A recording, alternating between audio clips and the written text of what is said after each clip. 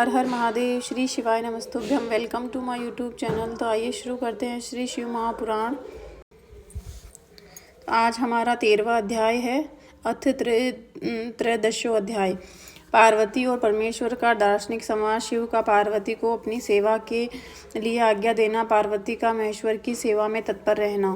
भवानी बोली, हे योगिन, आपने तपस्वी होकर भी मेरे पिता से क्या कह दिया? हे ज्ञान विशारद, उसका उत्तर मुझे सुनिए। हे शंभो, आप तप की शक्ति से संपन्न होकर ही महातपस्या कर रहे हैं और उस महाशक्ति की ही प्रेरणा से तपस्या करने के लिए आप महात्मा को ऐसी बुद्धि प्राप्त हुई है। सभी कर्मों को करने वाली उस शक्ति को ही प्रकृति जानना चाहिए। उस के द्वारा सबकी सृष्टि, पालन और संहार होता है। अतः हे भगवान, आप कौन है और सूक्ष्म प्रकृति क्या है, इसका आप विचार करें। प्रकृति के बिना लिंग रूपी महेश्वर किस प्रकार रह सकते हैं?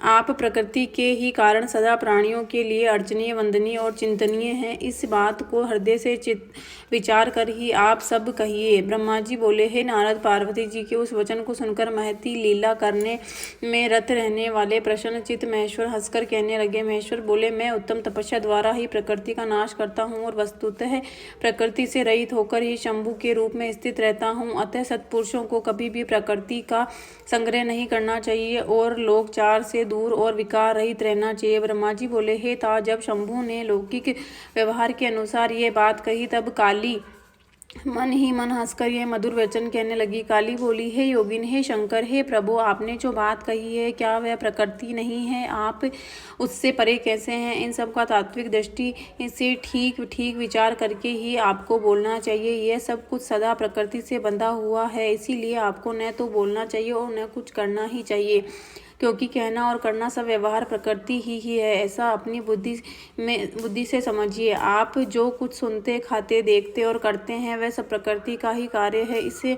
मिथ्या कह देना निरर्थक है। प्रभु शंभो, यदि आप प्रकृति से परे हैं तो इस समय हिमवान पर्वत पर आप तपस्या किस लिए कर रहे हैं? हर प्रकृति ने आपको निगल लिया है, अतः आप अपने को नहीं जानते। हे ईश, यदि आप अपने को जानते तो किस लिए तप करते? हे योगिन, आप मुझे आपके साथ वाद विवाद करने की क्या आवश्यकता? विद्वान पुरुष प्रत्यक्ष प्रमाण उपलब्ध होने पर अनुमान प्रमाण को नहीं जानते। जो कुछ प्राणियों की इंद्रियों का विषय होता है वह सब ज्ञानी पुरुषों को बुद्धि से विचार कर प्राकृत ही मानना चाहिए। हे योगीश, बहुत कहने से क्या लाभ? मेरे उत्तम बात सुनिए।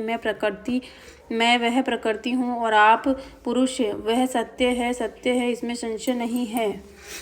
मेरे अनुग्रह से ही आप सगुण और साकार माने गए हैं। मेरे बिना निरह और कुछ भी करने में समर्थ नहीं है। आप जितेंद्रिय होने पर भी प्रकृति के अधीन हो नाना प्रकार के कर्म करते हैं, तब आप फिर निर्विकार कैसे और मुझ में लिप्त कैसे नहीं है?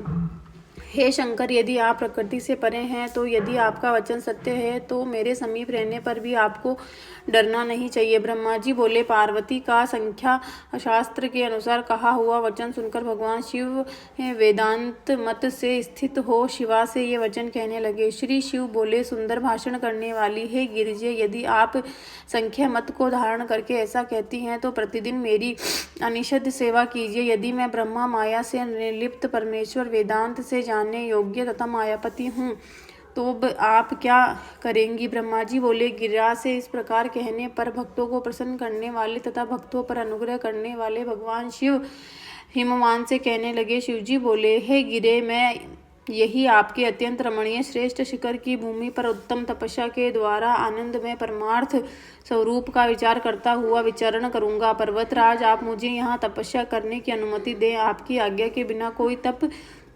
नहीं किया जा सकता। ब्रह्मा जी बोले, देवादिदेव शूलधारी शिव की यह बात सुनकर हिमवान शंभु को प्रणाम करके ये वचन कहा। हिमवान बोले, हे महादेव, देवता, असुर, हे मुनियों, सहित संपूर्ण जगत तो आपका ही है। मैं तो तुच्छ होकर मैं आपसे क्या कहूँ? ब्रह्मा जी बोले, हे नारद, हिमवान के इसके प्रकार कहने पर कल्याणकारी भगवान शंकर ने हंसकर आदर पूर्वक उन गिरिराज से कहा, अब आप जाइए।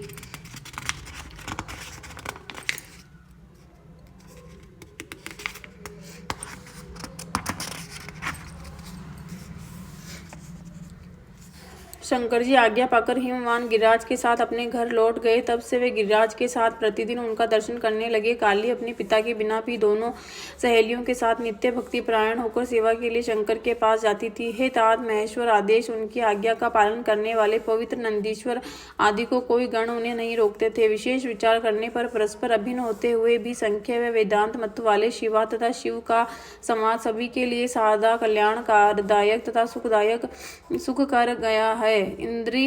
इंद्रियातीत भगवान शंकर ने गिरिराज के कहने से उनका गौरव मानकर उनकी पुत्री को अपने पास रखकर सेवा करने के लिए स्वीकार किया। तो आज हम यही तो करें, क्योंकि ये अध्याय बहुत बड़ा है। तो हर हर महादेव, श्री शिवाय नमस्तुभ्यम सभी को। अगर आप लोगों को मेरे वीडियोस अच्छे लग रहे हैं तो लाइक शेयर एंड सब्सक्राइब जरूर करें। हर हर महादेव, श्री शिवाय नमस्तुभ्यम।